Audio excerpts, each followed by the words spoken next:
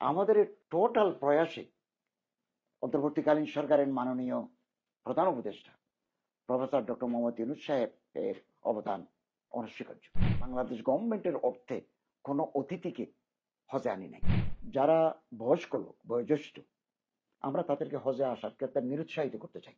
70 ঊর্ধ্ব কোনো মানুষ যদি 26 সালে হজ করতে চায়, তাহলে সিভিল সার্জনের মাধ্যমে ওনাকে ফিজিক্যাল ফিটনেস সার্টিফিকেট প্রদান করতে হবে। বিসমিল্লাহির রহমানির রহিম, নাহমাদুহু ওয়া নুসাল্লি আলা রাসূলিহিল কারীম, আম্মা বা'দ। প্রিয় দর্শক, পবিত্র শহর মক্কা নগরী থেকে আপনাদের স্বাগত জানাচ্ছি।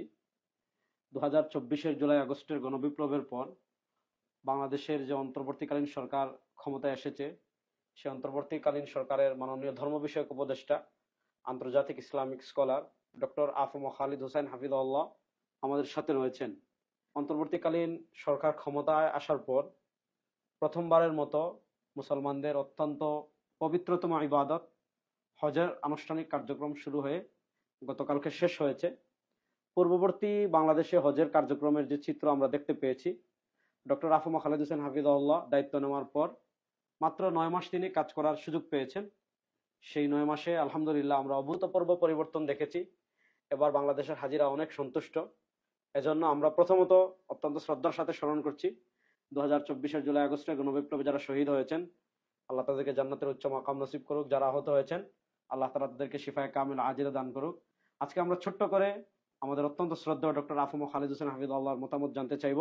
তিনি অত্যন্ত নিভৃতে এই বিশাল কর্মযজ্ঞ কেমনে আঞ্জাম দিয়েছেন, সেই অনুভূতি, এবং আগামীতে বাংলাদেশ থেকে যারা হজ এবং উমরা করতে আসবে তাদেরকে তাদের মৌলিক কি কি প্রস্তুতি এবং কি কি তাদের পাথর, সে ব্যাপারে তিনি আমাদেরকে দিক নির্দেশনা প্রদান করবেন ইনশাআল্লাহ।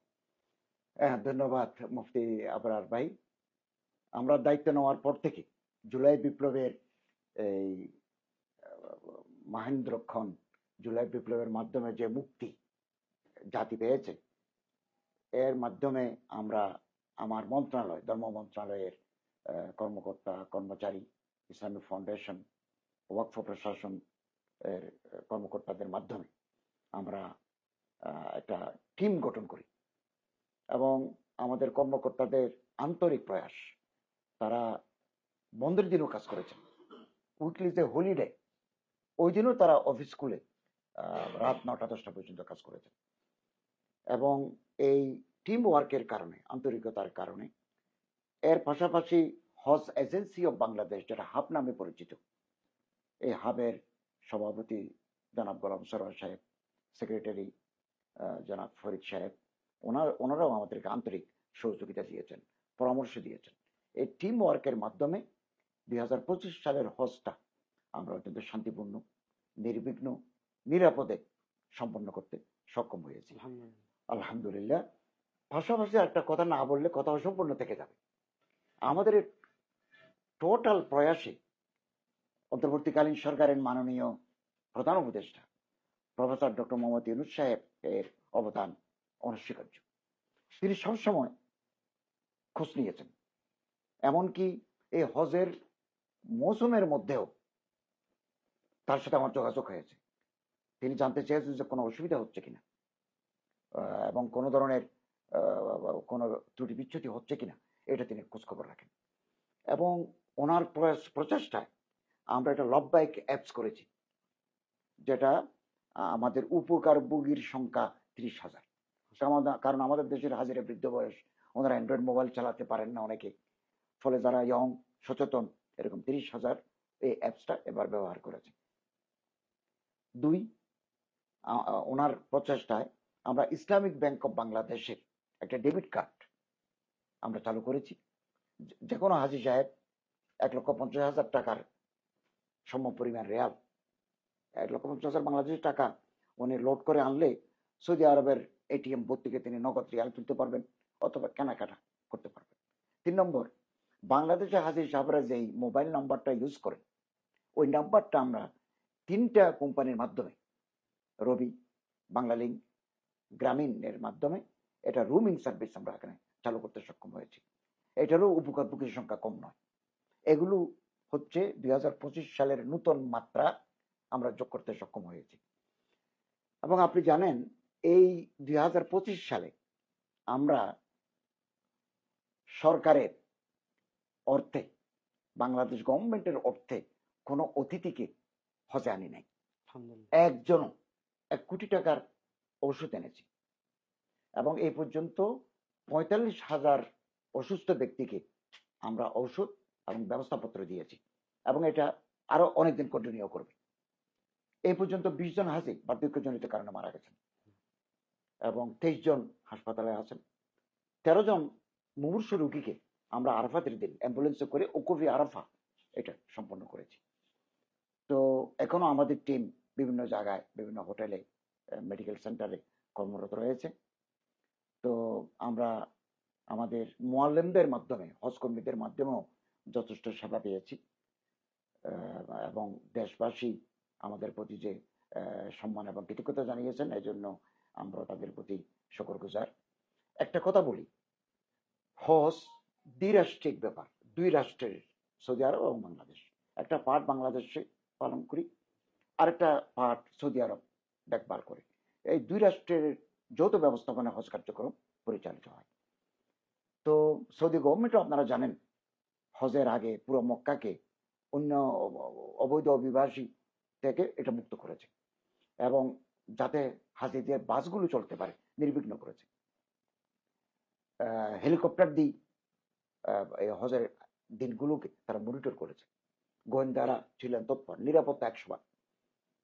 আমরাও মিনা, মুজদালিফা, আরাফায় আমাদের হাজি যারা ছিলেন তাদের দেখভাল করার জন্য আমাদের মনিটরিং টিম ওনারাও সক্রিয় ছিলেন। এত সত্ত্বেও আমরা আমাদের একেবারে সর্বোচ্চ প্রয়াস চালানোর পরেও কিছু ত্রুটি, কিছু বিচ্যুতি, হয়তো কিছু অনিয়ম হয়ে যেতে পারে বা হয়েছে। তো এই জন্য আমরা দুঃখ প্রকাশ করছি এবং সম্মানিত আল্লাহর মেহমানদের কাছে আমরা আমাদের অনিচ্ছাকৃত ত্রুটির জন্য ক্ষমা প্রার্থনা করছি এবং ওনাদের এই ত্রুটি বিচ্যুতিগুলো আমরা নোট করে রেখেছি। কোনো অনিয়ম, অব্যবস্থাপনাকে আমরা নোট ডাউন করেছি। আগামীতে এগুলো আমরা বিবেচনায় আনবো এবং যাতে 2026 সালের হজ ব্যবস্থাপনাকে আরো উন্নত, আরো জনবান্ধব, আরো নির্বিঘ্ন, নিরুপদ্রব করা যায়, এই ব্যাপারে আমরা সচেষ্ট থাকবো। তো আমরা আশা করি 2025 সালের চাইতে 2026 সালের হজ আরো বেশি প্রাণবন্ত হবে, আরো বেশি আরামদায়ক, নির্বিঘ্ন হবে বলে আমাদের প্রত্যাশা। তো আল্লাহ তাআলা আমাদের সহায় হন। দেশবাসীর প্রতি, হাজী সাহেবদের প্রতি আমরা সশ্রদ্ধ সালাম জানাচ্ছি। শেখ, আমরা আসার পর যে জিনিসটা দেখেছি সেটা হলো যে আমাদের বাংলাদেশ থেকে অনেক মানুষ বৃদ্ধ অবস্থায় হজ করতে আসেন। তাদের জন্য হজ করা অনেক কষ্টকর হয়ে যায়। হাদিসে হজকে জিহাদের সাথে তুলনা করা হয়েছে। সেটা এবার আমার প্রথম হজ করার পর আমার বাস্তবতা বোঝা আমার জন্য সহজ হয়েছে। এই ব্যাপারে যেহেতু আপনি ধর্ম মন্ত্রণালয়ের সর্বোচ্চ ব্যক্তি, দেশবাসীর উদ্দেশ্যে আপনার কি বার্তা?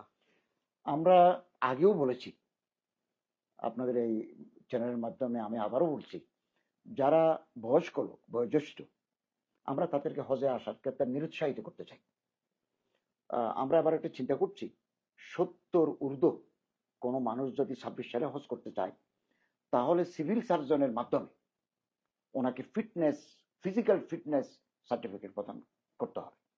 কারণ এবার বয়স্ক তো আছেই, এমন লোকও আছেন যেদিন তিনি সৌদি আরব আসার ওদিন উনি মারা গেছেন, ওনার হার্টের অবস্থা ছিল মারাত্মক, দুই পায়ে ওনার মারাত্মক জখম, উনি হজ করবেন কি করে? আমরা আমাদের কর্মীদের নিয়ে ওনাদের হজের ব্যবস্থা করেছি। স্বামী স্ত্রী 2 জন আসছেন, বয়স্ক, দুজনের পা নাই।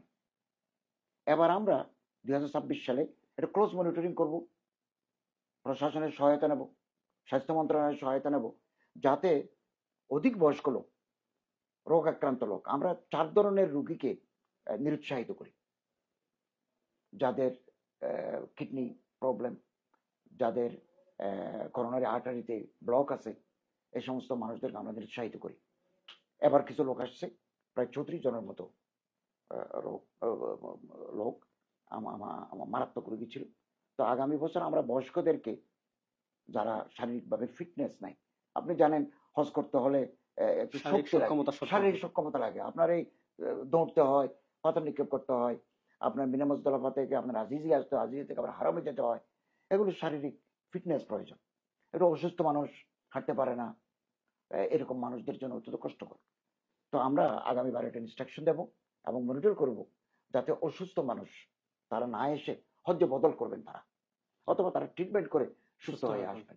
আমরা এই ব্যাপারে আমাদের আমরা প্রত্যেকেই হজ ফরজ হওয়ার পর সাথে সাথে হজ করার চেষ্টা করবো ইনশাআল্লাহ। এটাই। এবং আপনি দেখবেন পৃথিবীর বহু দেশের মানুষ, ইন্দোনেশিয়া, মালয়েশিয়ার মানুষ, তারা যৌবনকালে হজ করে ফেলে। আমাদের একটা ট্র্যাডিশন হচ্ছে মানুষ রিটায়ারমেন্টে গেলে, বয়স হয়ে গেলে, ছেলে মেয়ে বিয়ে দিলে হজ করে। ততক্ষণে তো বার্ধক্য চেপে বসে আমাদের। এখন যার শারীরিক সক্ষমতা নাই তিনি তো সেখানে কষ্ট পাবেন। এগুলো তো হজ তো একটা কষ্টকর ইবাদত। কষ্টকর।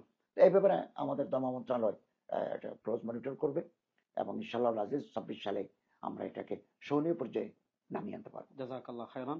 অসংখ্য ধন্যবাদ অন্তর্বর্তীকালীন সরকারের মাননীয় ধর্ম বিষয়ক উপদেষ্টা ডক্টর রাফা খালিদ হোসেন হাফিজুল্লাহকে। আল্লাহ হযরতকে সুস্থতার সাথে দীর্ঘ নেক হায়াত দান করুক। আসসালামু আলাইকুম ওয়া রাহমাতুল্লাহ।